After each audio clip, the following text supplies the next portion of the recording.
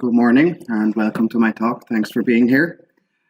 Today I want to talk and to share some of our work on developing an activity recognition system for emergency first responders such as firefighters or others like that. In particular, I want to talk about the sensor and feature selection for such a system. The outline is as follows. We'll start with a brief introduction where I will explain the problem and what it's all about, and also give a bit of a background of human activity recognition work.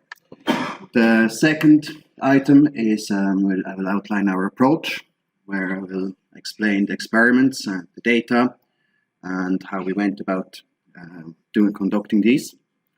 And then finally, we will get to discuss the results and finish with the conclusion, where we'll summarize our main findings. I hope that there should be some time for questions at the end. But before we begin, I'd like to thank our funding bodies, in particular Science Foundation Ireland, the European Regional Development Fund, and the European-funded ENIAC programme, which funded the Safe Sense project, which this work was part of. So what's the motivation?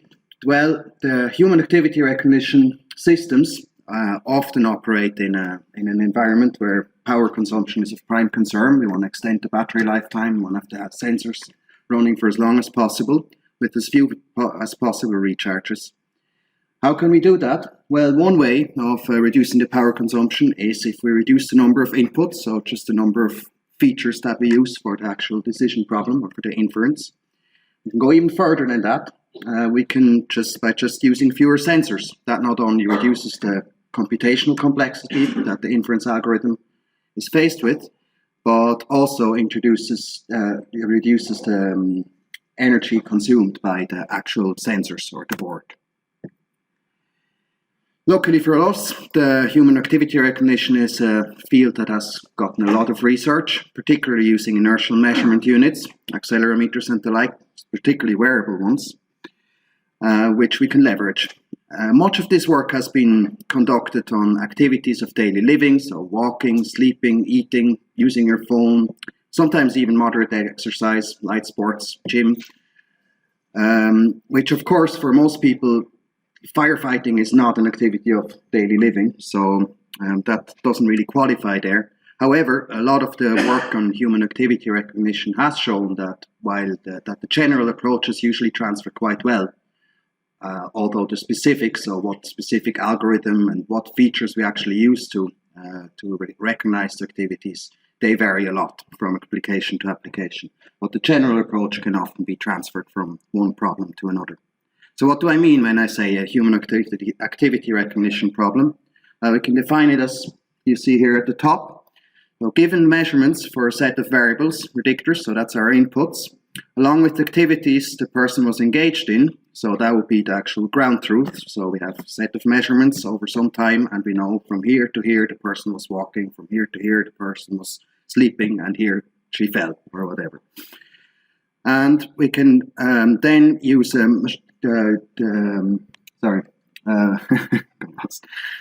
so we want to find a mapping from those predictors to the activities in some way that we can apply to measurements of the same variables that we obtain in the future, and possibly from a different person than we obtained the original measurements from. So how have people solved this in the past? A general approach that has worked very well is, you can see here, is outlined here on the left.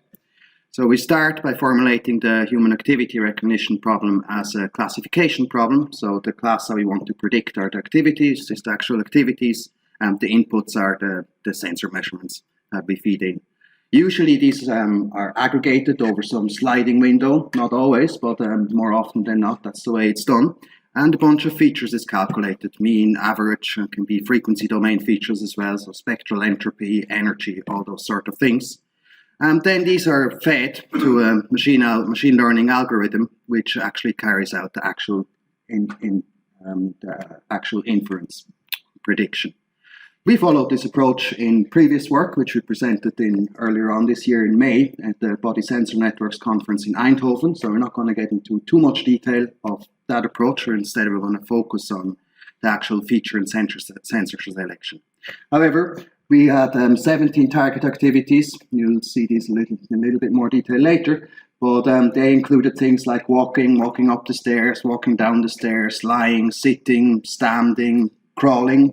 Firefighters and first responders do a lot of crawling, usually because of bad visibility, so they have to go on all fours or they have to do the military style crawl very often.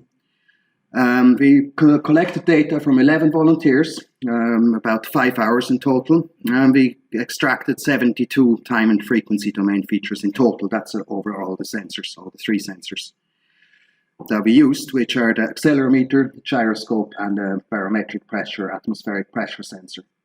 We then trained K-nearest neighbours, support vector machines, and gradient boosted trees on these data. We found the gradient boosted trees algorithm worked the best for us.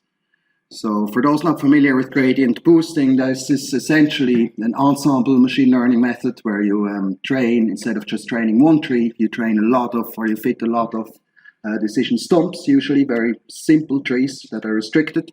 And you train them sequentially, and you use the error on the previous iteration as a weighting or boosting factor for the subsequent iteration. So that is the approach we took.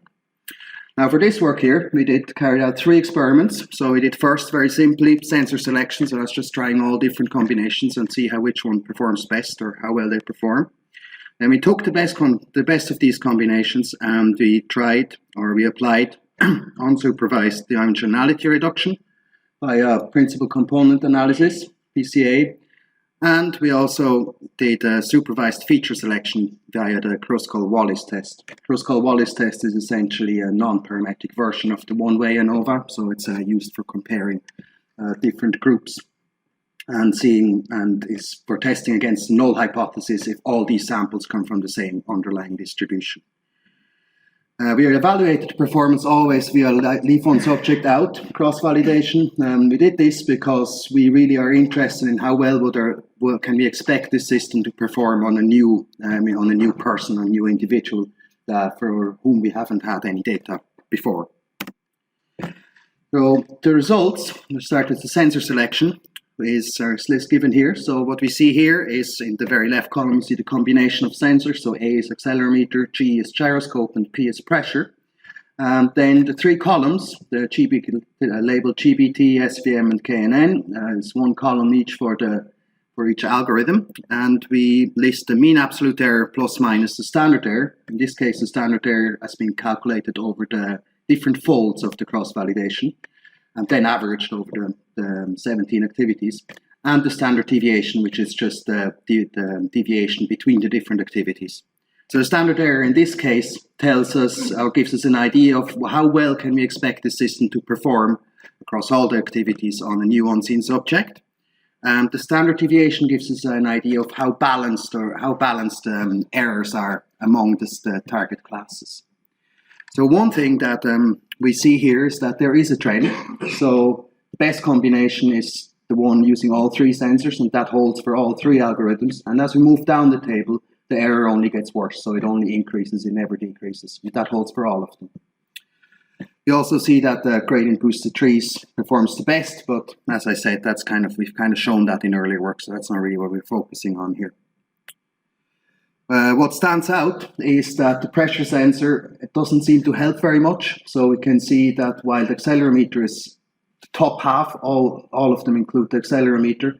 If we add the pressure, so the difference between the first row and the second row is very small. So if we take an accelerometer and gyroscope and we add the pressure sensor, there's very little to be gained. There's only 0.1% with the standard deviation of 2.2 and the standard error of 0.9, so that doesn't help very much.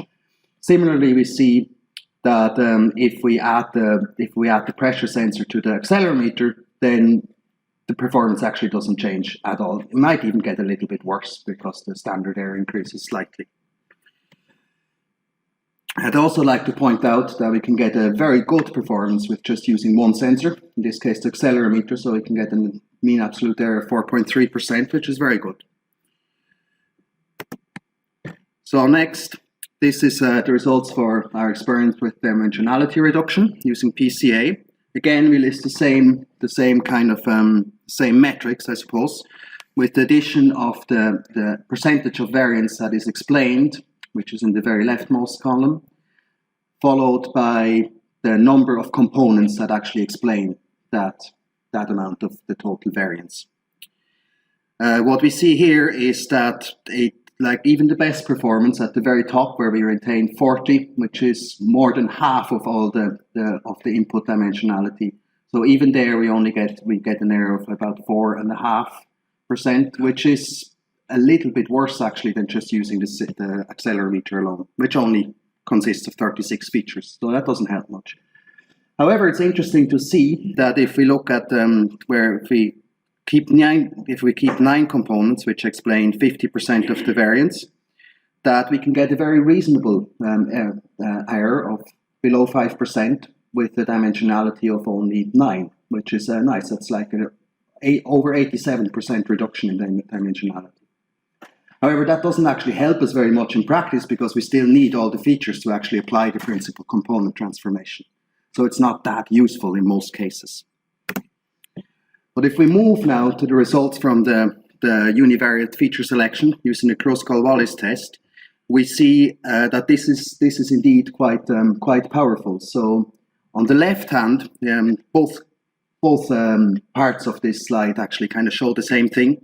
On the left, the very left of the figure, we see the percentile of features that is being retained going up. So the bottom is that we only keep 10% of all the features.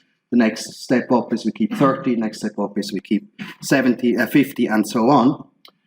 And the right half of the figure shows how that corresponds to the mean absolute error. This is relative to the error that we get when we just use everything. So what we actually see is that while if we only use 10%, which is 7, just using 7 features, we get an error of 6.6%. But if we move just by 20%, we include 20% more of the features, which is a total of 21 features, we get an error of 4.8%. And if we move one further, we actually see that we get an error that is even lower than using all the features. So here we go to 3.5. Admittedly, that's not a large improvement over 3.6%, but it is an improvement, and it only uses half of the features, which is great. And in this case, we don't need to actually pre-compute the features. So once we figured out which ones we want and need to use, then that's it. We just know which ones. We don't have to compute them again. We can just take them out of the implementation, which significantly reduces the complexity, particularly because in systems like these, very often the brunt of the computation is actually extracting the features over the sliding windows. And applying the trained machine learning algorithm is typically quite quick, especially in the case of gradient boosted trees, which are relatively quick. What's more, what we can see if we look at the left hand of the figure again, so we can see there's 3 bars for each step. So these kind of correspond to what percentage of the features from that particular sensor are being actually added or are being included at this stage. So what we see is that the 10th and 20th and 30th percentile, so up to the 30th percentile or even up to the 50th but not including, we only actually need to the accelerometer and the gyroscope. We don't include any of the pressure features, which is great because that kind of jives with what we've seen earlier from our sensor selection, that the pressure sensor isn't that useful overall. Now here we only show the results for the gradient boosted trees, but the other algorithms show very similar patterns. So we just focus on this one so we can kind of zoom in a little bit. So with this, we come to the conclusions, which is basically just a bit of a summary. So first, the atmospheric pressure sensor seems to be of very limited utility for problems like this. Second, even a single sensor system can lead to very good performance if we choose the appropriate sensor.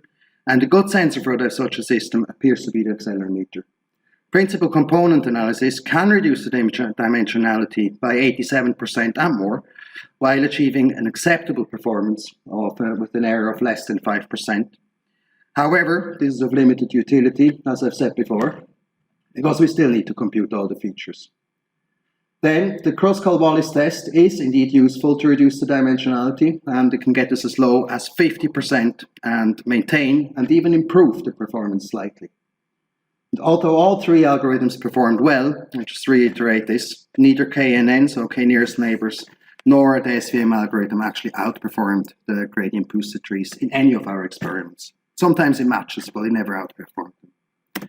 With that, I come to the end. I thank you for your attention, and I'll be happy to take any questions you may have. I also have here the reference to the other paper, so if you're interested in more details on what feature specifically, you can find it there. Thank you very much.